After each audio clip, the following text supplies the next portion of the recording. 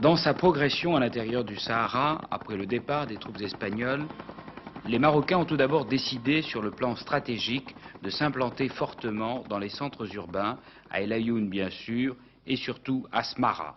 Smara, qui est aujourd'hui la base avancée de l'armée marocaine.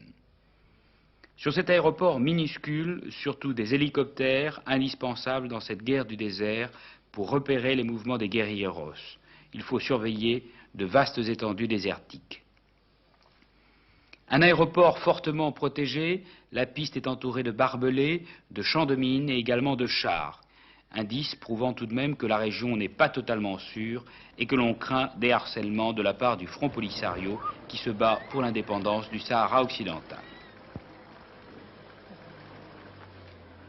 Dans le village lui-même de Smara, qui est en fait une toute petite agglomération, la coexistence entre la population et l'armée a l'air de bien se passer, quoique l'atmosphère semble parfois tendue. Les militaires sont tous armés et beaucoup de boutiques sur la grande place sont fermées. La population, initialement de 10 000 habitants, n'est plus que de 3 000 personnes. Deuxième phase de cette récupération du Sahara, installée dans les centres urbains, l'armée marocaine a lancé une opération intitulée Assainissement.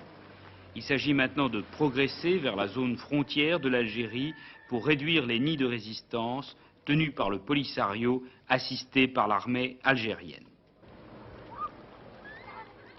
Le Maroc n'a pas l'intention de tolérer l'installation de sanctuaires et ils se sont décidés à attaquer le point d'eau d'Amgala où s'était retranché un bataillon de l'armée algérienne avec tous les risques que cela pouvait entraîner d'aggravation du conflit entre les deux pays. Cette position d'Amgala qui vient d'être récupérée par l'armée marocaine a une grande importance sur le plan stratégique. D'abord parce qu'elle est située dans une région de collines et également de plateaux, mais aussi parce qu'elle est située à seulement quelques kilomètres de la frontière mauritanienne. La frontière mauritanienne est le ventre mou du Sahara ex-espagnol et c'est par là surtout que réussissent à s'infiltrer les hommes du Front Polisario et également quelques éléments de l'armée algérienne. La dernière bataille que nous avons livrée au Sahara, c'était la bataille d'Amgala, où des unités de l'armée algérienne s'étaient installées.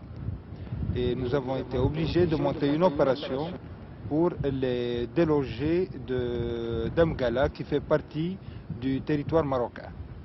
Est-ce que cette bataille a été dure?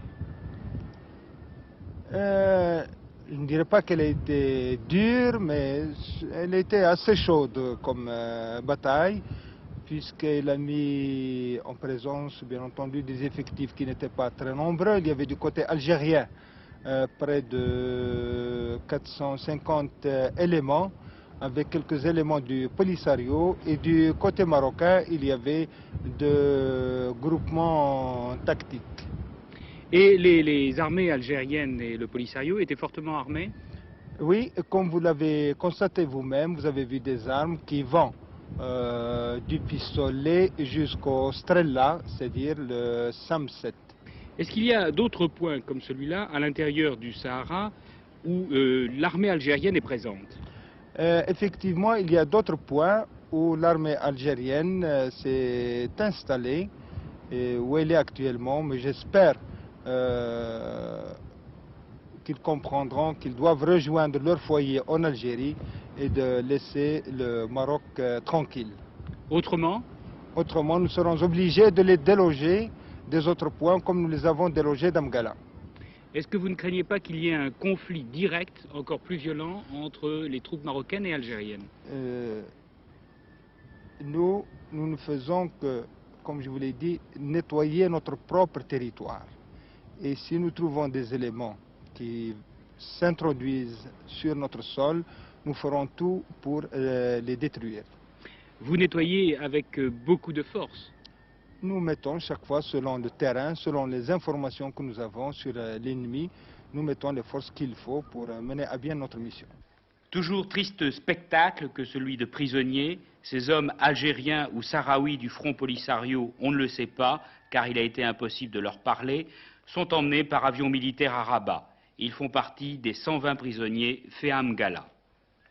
L'armée marocaine va dans les prochaines semaines poursuivre son avance. Elle est décidée à ne rien céder.